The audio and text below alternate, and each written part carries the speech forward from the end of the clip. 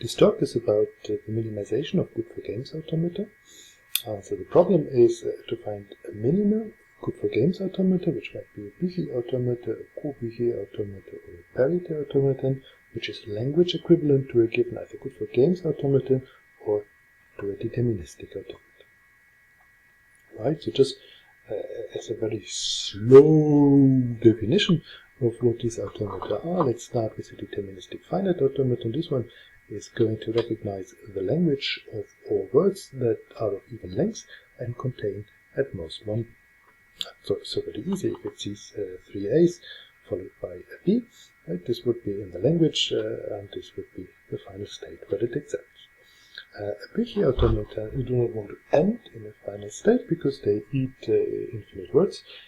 What they want to see instead is they want to see accepting states infinitely often on the run. So, viewed as a deterministic Büchi automaton, this automaton would recognize the words that contain infinitely many A's and at most one B. Right. And if you want to minimize them, you have to have some means of counting the states. The way we count it here is if there is an immediately accepting state or an immediately rejecting state, we do not count them. Right? Non-deterministic automata have more power. They can make non-deterministic choices, like this one can make a non-deterministic choice. Here, when seeing an A, it can move up or it can move right. Right? And this allows this automaton to recognize the same language, the language of all infinite words that contain at most one B. Right? So if there's no B whatsoever, at some point when reading an A, this automaton would look far into the future and say, well, there is no B coming, I'm moving up. Right? Wrong direction. A Good-for-Game automaton still has non-determinism, but has non-determinism with a limited power. This automaton can make its choice only based on the past. Right? So at this point it cannot say, well, I will not see an A, B in the future, therefore I move up. Right? It wouldn't work.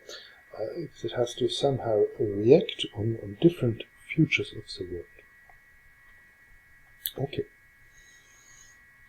Applications of this automaton, of course, curiosity and beauty as the main applications as always, but they are also useful in synthesis, in games, and in model checking. Related problems are, on the one hand, the minimization problems of non-deterministic automata, and they are all piece-space complete. These are quite classic results.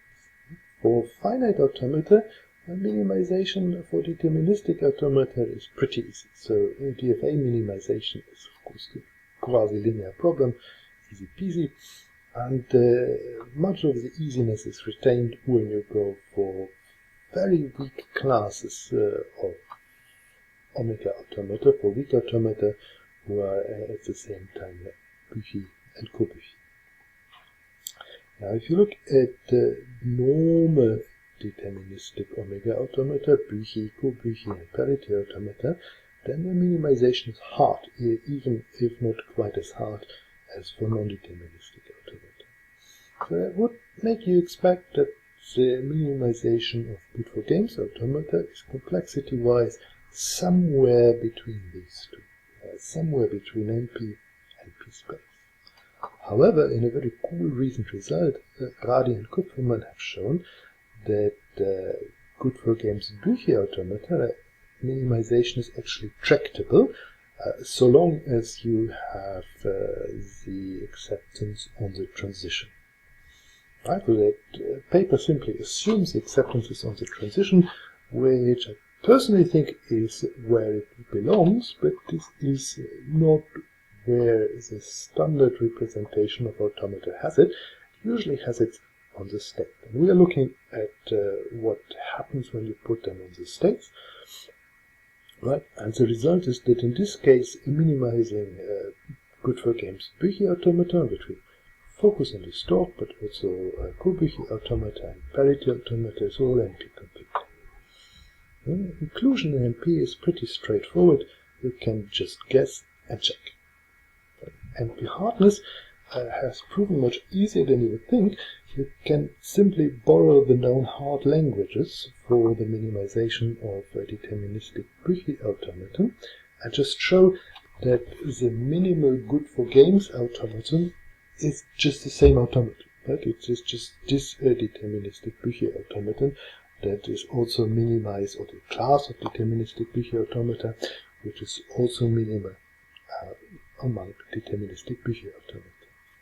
We can generalize this to good-for-games parity automata, which is pretty straightforward, but not in this talk, and adjust the language a bit for good-for-games co-Büchi automata, because you cannot just say, well, they are just a complement language, as they would have more power than deterministic co-Büchi automata.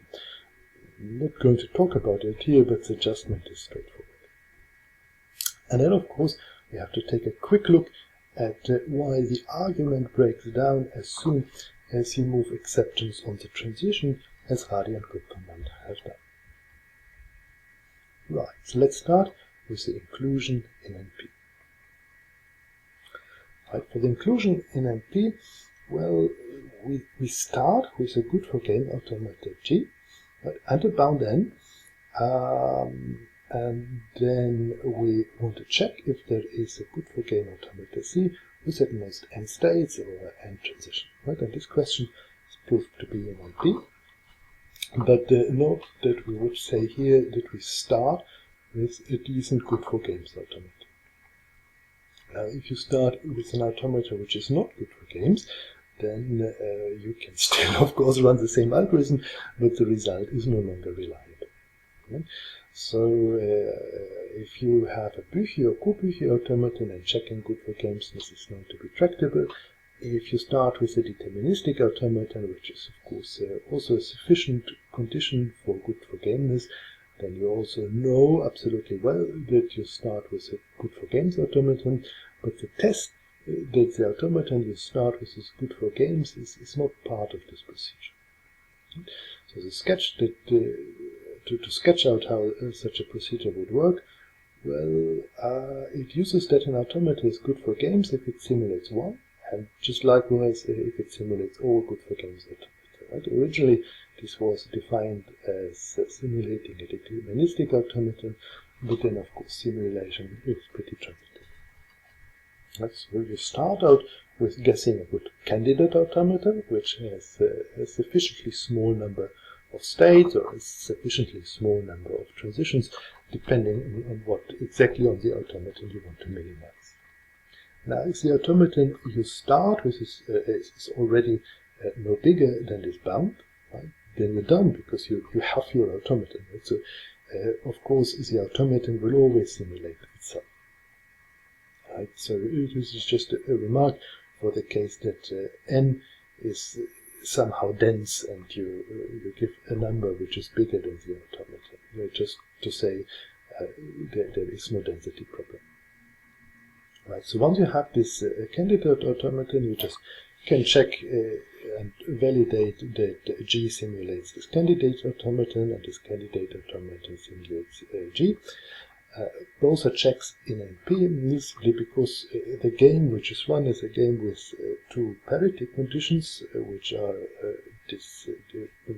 added up in a disjunction, and checking that can be done in NP. Right. Moving on to NP hardness, this is built around something we call a nice graph. Right? A nice graph, simply a connected graph with a dedicated initial state. For nice graphs, you can ask the standard vertex cover problem, and of course there's nothing in here which makes the vertex cover problem any simpler. And the question of is there a k-vertex cover for nice graphs is of course still an NP complete problem. Right? So here we have a nice graph with a 2-vertex cover. So these two red vertices, they cover all the edges that are in the graph. These nice graphs, they have a characteristic language. It has two parts. Right? A simple part, which just it defines 2 times as many vertices in an automaton as this nice graph has. And you can pretty much say that you just color all of the vertices of the graph differently, right? Add a self loop to all of them, and add a copy inside with no outgoing edges. You use this color of a vertex as a letter in your alphabet. What this letter pretty much does is when you see this particular, when you see a color, you try to move to the outer vertex with this color. So you start here, because this is the initial state, and you see green and you move over there. From there, if you see blue, you move here. If you see another blue, you take the self loop. And as you see, there is another sign, this reads stop. Right? And if you see stop, you move over to this copy here, right? And from there you will accept immediately if you see this color. Right? If you see anything else, you will reject immediately. It's a very simple piece, so you can see how you would read this particular word, which is accepted. You start here, you see 3, 1, 2, 3 times orange, then a green, another orange, another green, a blue, a purple, another purple, a blue, another blue, and then you see the stop sign and you move over here. And from there you see another blue, and so you go and accept immediately. Right, this word is very much the same. From here you see a stop sign, but from there you see yellow, and that of course isn't allowed, so you go and reject immediately. Right, and this word is also rejected because here you try to move directly from blue to yellow, but there is no edge, and as there is no edge, you would just have an automaton that blocks. Easy peasy. Right? So what you need to represent this part of the language, you would need as many rejecting states, these outer states, as you have vertices, and you would need as many inner states as you have vertices. Right? So it's a very straightforward language. It requires you to have twice as many vertices as your nice graph has. Now the characteristic language has also a hard part, and this part is about the words that do not contain a stop sign. Right? Words that do not contain a stop sign, you still want them to be representable on the graph, right? So you only take the transitions that were there before, but you do not want it to stay forever in one of the nodes and take forever the second.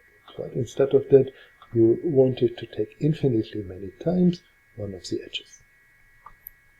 Right? So for that, you need a few more accepting states.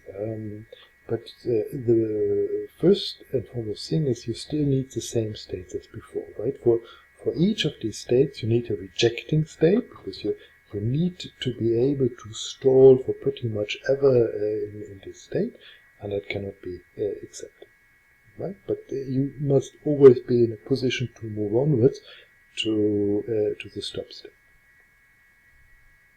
right? But you also need to account for every edge, and when you move along it back and forth all the time, you somehow should see an accepting state, right? So for that you must know that for one of the edges, right, for one side of the edges, you need an accepting copy, right? Like here, I've started with the cover that we've seen in the beginning, and for each state in the cover, I've added an accepting state. And when you move to the green states, you always move to the accepted copy, right? And from there, if you stay in there, you move to the non-accepted copy, right? Easy peasy. When you have one, you always move to the accepted one. When you stay in the state, you always stay in the non-accepted one. And if you have none, you just go to the one and only copy that you have. Right? That's pretty straightforward, so you need to identify some vertex cover and add an accepting state for it. And vice versa, you can also look at the accepting states that you have and infer a vertex cover from it. right? Of course, you can always start with a trivial vertex cover and simply add one copy to each of the vertices, and then you have 3 n nodes. So it's not hard to find to such a nice language any automaton that accepts it, right? It's just hard to find the smallest one. Right, and so if you take a look at how big an automaton you need, well, if you have a nice graph with n vertices and a k-vertex cover, then it's recognized by a general Good-for-Games Büchi automaton and by a deterministic Büchi automaton, because the automaton that you've built here is deterministic with 2n plus k states. Right? And just vice versa, if this is then accepted by an automaton with 2n plus k states, then it has a k-vertex cover. And this hardness result generalizes to all the different acceptance mechanisms. Now, just to see why this argument breaks down when you put the acceptance on transitions, well, when you have your acceptance on transitions, then you can simply make all the transitions that go between vertices of the outer ring accepting, right? And then you have a very trivial construction that is minimal. Right, so to sum up, if we look at the decision problem to minimizing Good-for-Games automata, then we get NP completeness by taking a k-vertex cover problem and transforming it to the k plus 2n state problem for Good-for-Games Büchi automata, or similarly for Ku-Büchi and parity automata with small changes. And as the optimal solution is deterministic, well, when it's minimal in this sense, it's edge minimal too. There's nothing to be gained by massaging the automaton in that way. And as this is an NP, and we started in NP and reduced to NP and get the other way around, we are fine, and it's NP complete. But of course, we have this lovely Radian-Kupferman result, which says, well, the minimization of Good-for-Games Büchi automata becomes attractable as soon as we move to transitions. Maybe the transitions do have the edge, and the question of what it means for Ku-Büchi or generally a parity automata is one of the lovely open questions. Thanks a lot.